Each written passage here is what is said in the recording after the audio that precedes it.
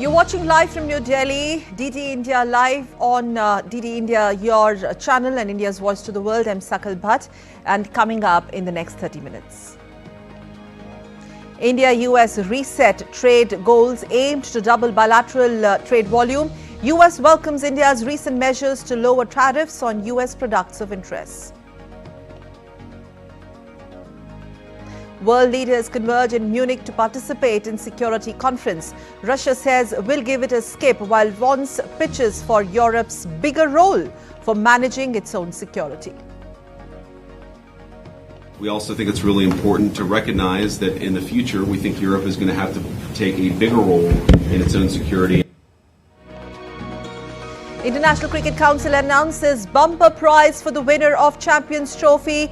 Prize pot increased to $6.9 million this year, whopping jump of 53% from 2017.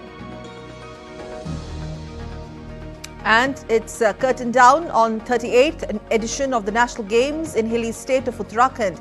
India's Home Minister Amit Shah presides over the recently concluded closing ceremony.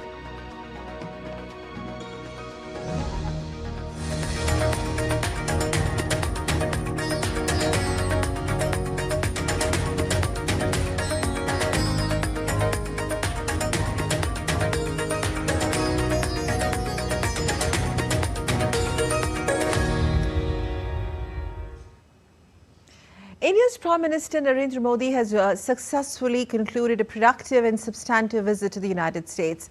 Making greater strides in the India-US special relationship, US President Donald Trump welcomed Prime Minister Narendra Modi with a warm hug, saying, and I quote, "We missed you a lot," unquote.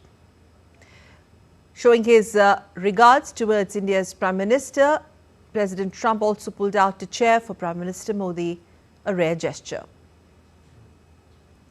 President Trump presented Prime Minister Modi with a signed copy of the book Our Journey Together and wrote a personal message on it that read, "Mr. Prime Minister, you are great." The book is a compilation of the photos of their past interactions. Donald Trump hailed Prime Minister Modi's negotiating skills and called him a better negotiator during the news conference after their bilateral meeting on Thursday. Trump also called him a great leader. Prime Minister Modi also expressed delight in meeting the US President. Mr. President, yes, go ahead, please. This is Saurabh Shukla from News Mobile. Mr. President, you spoke about Prime Minister Modi as a tough negotiator. Who was a tougher negotiator today, and who has a better negotiating tactic when it comes to tariffs? Oh, he's a much tougher negotiator than me, and he's a much better negotiator than me. There's not even a contest. India and the United States are setting the stage for a groundbreaking trade partnership with ambitious goals in mind. To this end, the two sides set a bold new goal for bilateral trade under Mission 500, which aims to more than double the total bilateral trade to $500 billion by 2030. We have a detailed report. The issue of tariffs was a sticking point between the two countries right from the beginning of the visit.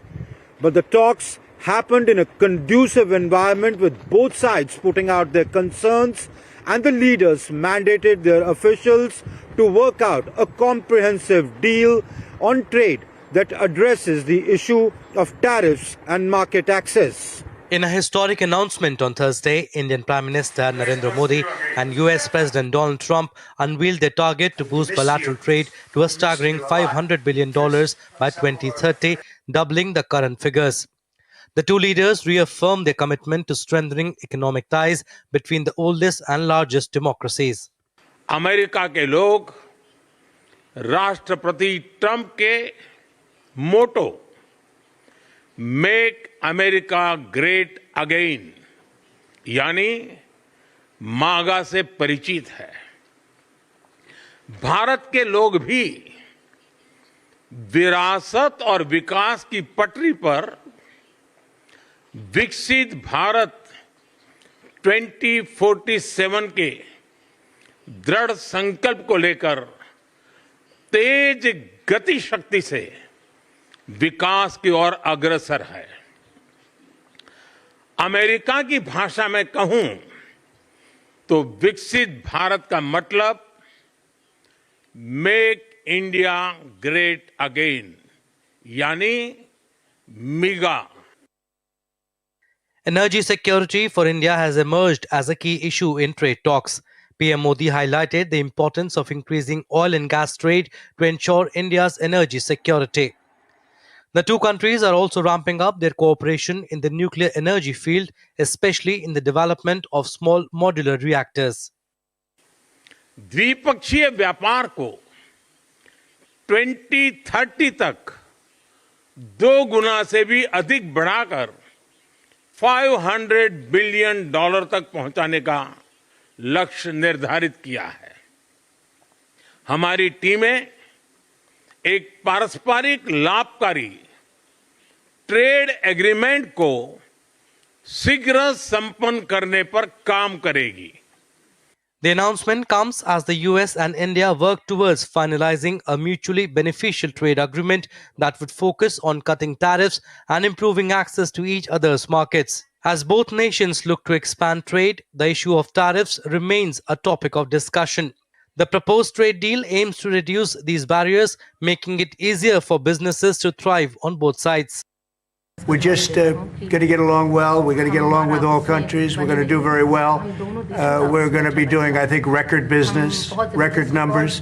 And we're going to work with India also. We have some very big trade deals to announce in the very near future. The key takeaway from PM Modi's US visit is clear. India and the US are working hand in hand towards a future of shared growth and opportunity. With a focus on energy, defense and trade, the two nations are setting a new course for bilateral ties and partnerships. Amritpal Singh from Washington, D.C., DD India. US President Donald Trump on Thursday also offered to sell state-of-the-art military platforms to India as he and Prime Minister Narendra Modi unveiled a long-term roadmap to spruce up defense partnership between the two nations.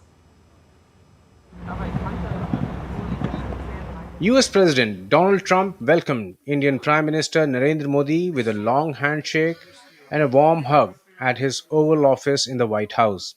He described the Prime Minister as a great friend for a long time.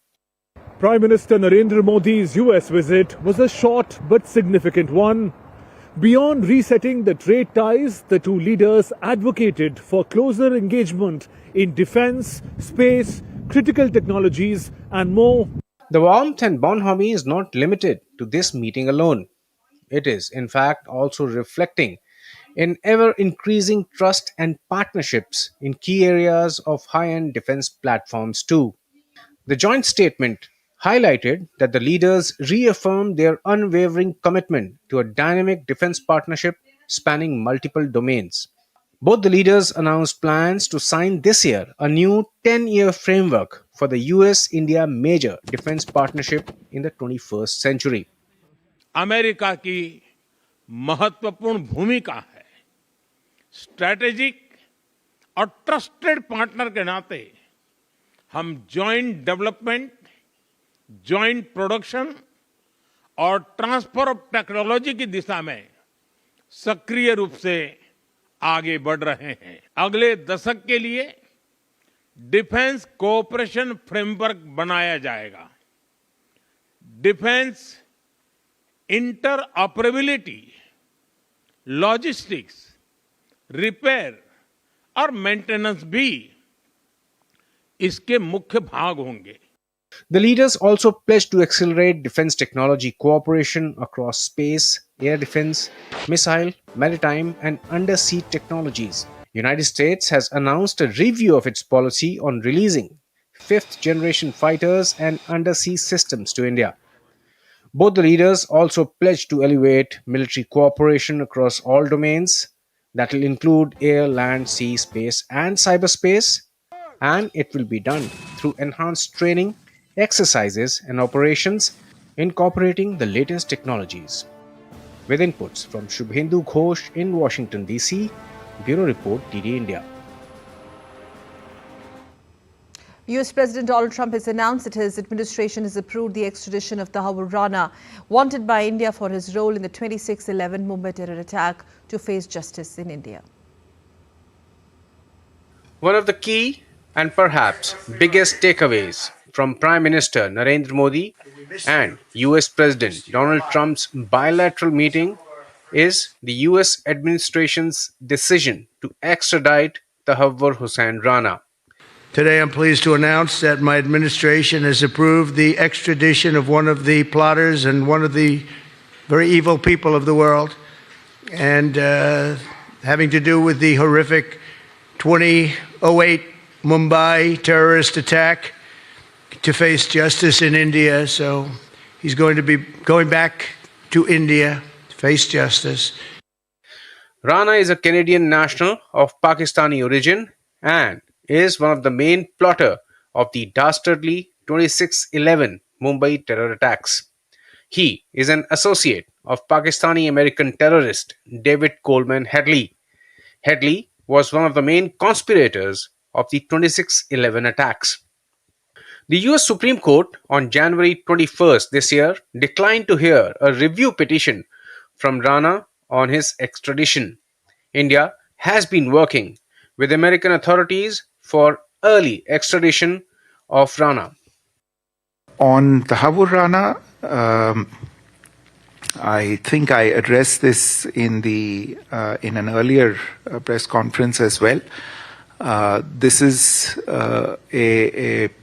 an issue on which the US authorities have taken very clear decisions.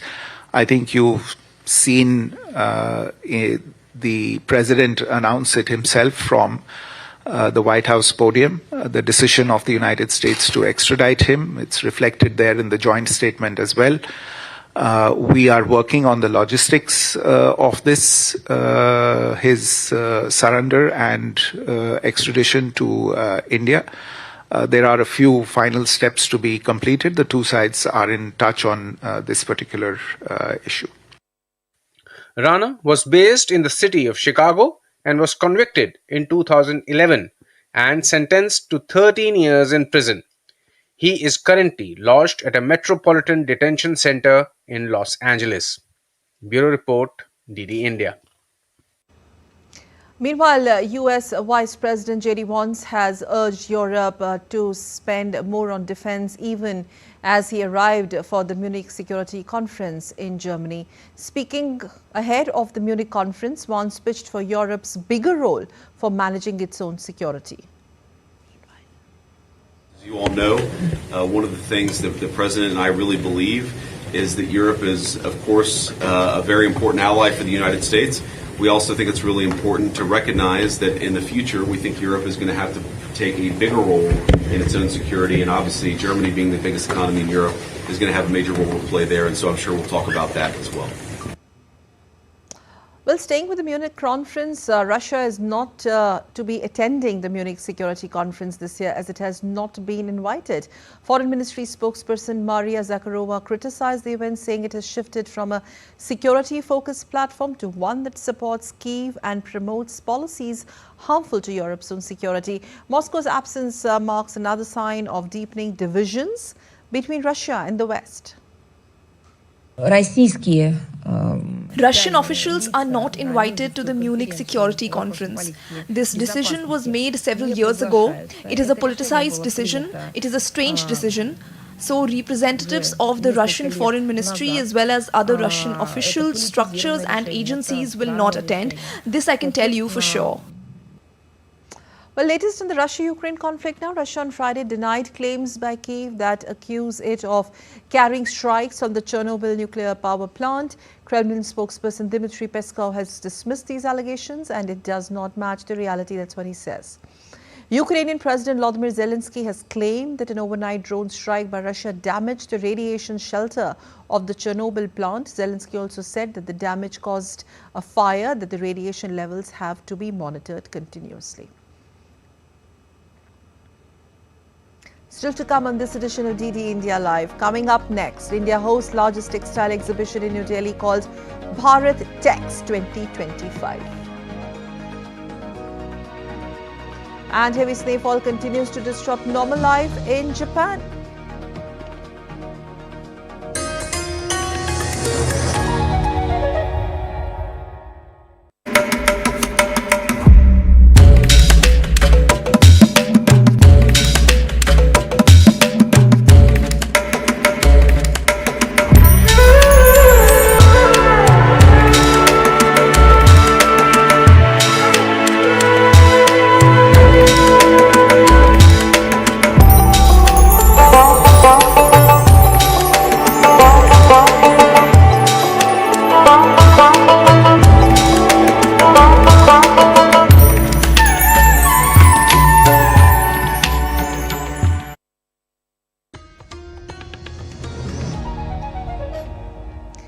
watching DT India Live. I'm Sakal Bhatt.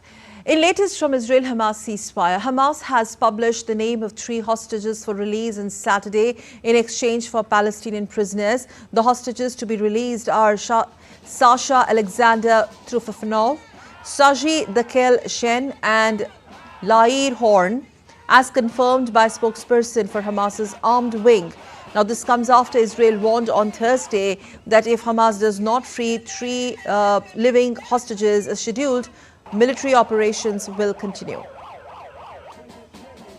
There's a framework in place for the release of our hostages. There are important markers, there are important steps on this framework. That framework makes clear that 3 live hostages must be released by Hamas terrorists on Saturday. If Hamas adhere to the agreement, indeed if they violate this agreement and do not release our hostages, the government has made clear that it has instructed our armed forces, and we have already amassed forces inside and surrounding Gaza. So, if those 3 are not released, if Hamas does not return our hostages by Saturday noon, the ceasefire will end. Meanwhile, aid and fuel trucks continued to roll through Gaza on Friday, a day before the next round of the expected release of hostages in the already fragile ceasefire agreement between Hamas and Israel. Well, India's former President Ramnath Kovind, citing India's rich maritime history of the Chola dynasty, Nanda and Maurya dynasties, has said that Indian Navy has made significant strides in self-reliance and has transformed from a buyer's navy to a builder's navy. The Indian Navy has an instrumental role in the success of Sagar initiative through joint maritime exercises and anti-piracy operations, through humanitarian assistance and disaster relief missions, through capacity building and information sharing. Indian Navy has built a reputation of competence, reliability and professionalism. We have won the trust of the littoral nations in the Indian Ocean region, and many now actively seek us out as a security provider in the region. India's Navy Chief Admiral Dinesh Tripathi cited the Sagarmala project launched in 2016 and Sagar initiative of Prime Minister Modi as pivotal to India's rise to a fully developed nation by 2047.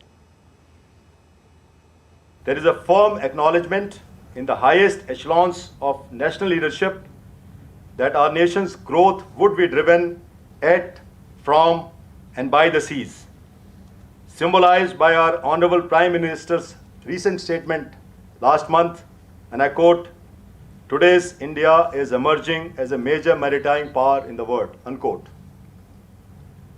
Blue economy endeavors such as Maritime India Vision 2030, Maritime Amrit Kal Vision 2047, Sagarmala project, and focused thrust on maritime sector in this year's budget, especially, all point to a discernible nurturing of a maritime thought founded on India's vision of security and growth for all in the region.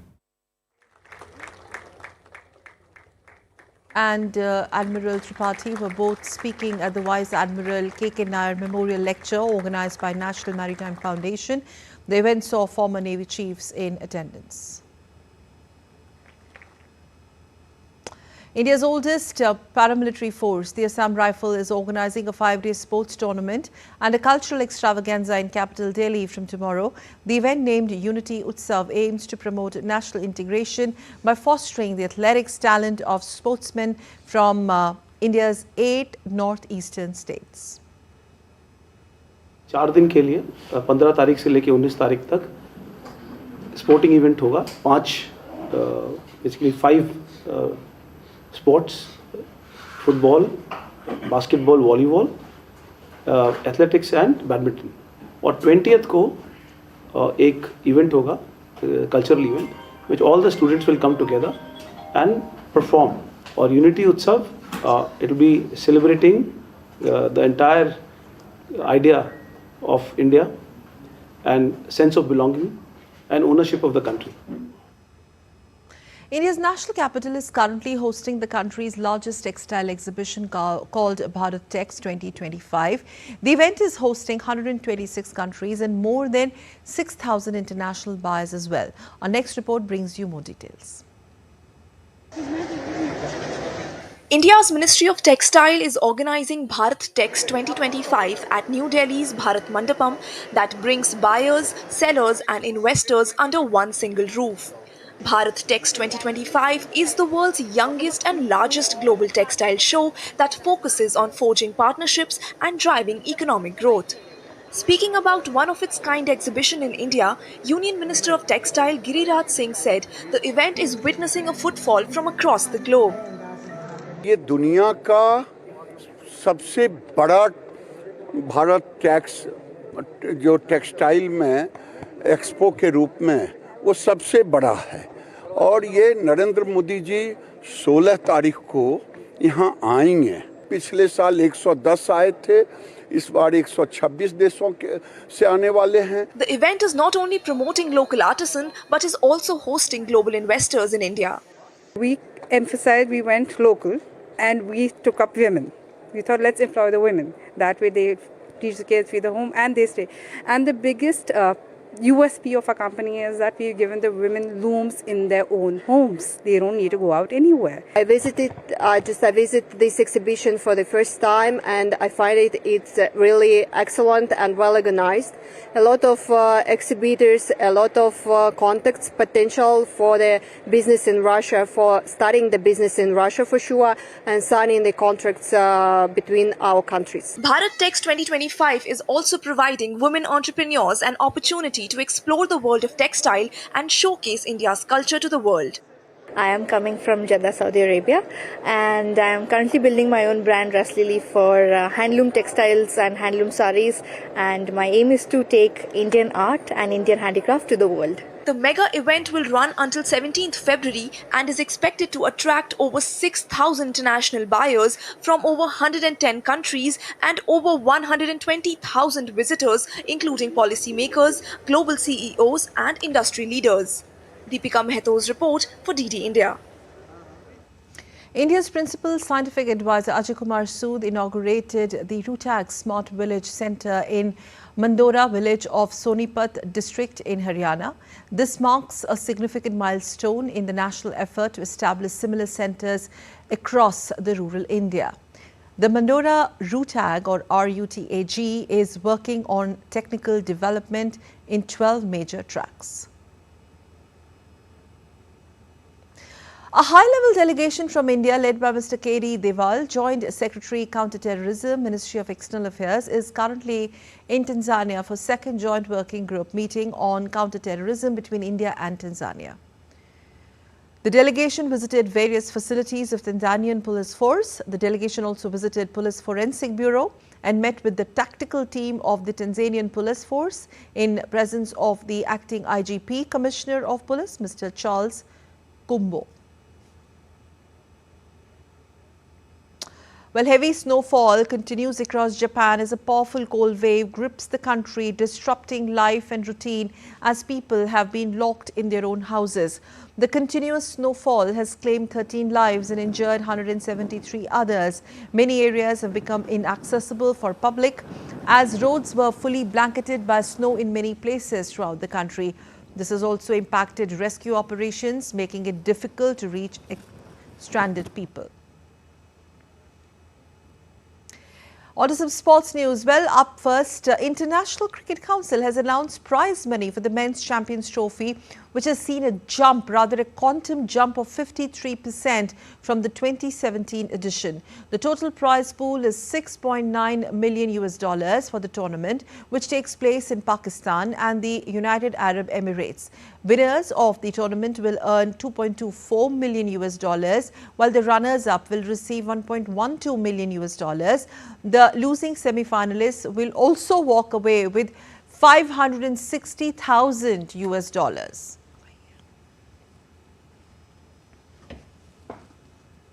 On to now National Games. India's 38th National Games concluded with a grand closing ceremony in the northern state of Uttarakhand on Friday. India's Home Minister Amit Shah graced the occasion as the chief guest in Haldwani town. Sports Minister Mansukh Mandavia, Uttarakhand Chief Minister Pushkar Singh Dhami and other dignitaries attended the big event. Service Sports Control Board emerged as the overall champion for the 5th consecutive time at the Games, reclaiming the prestigious Raja Balindra Trophy.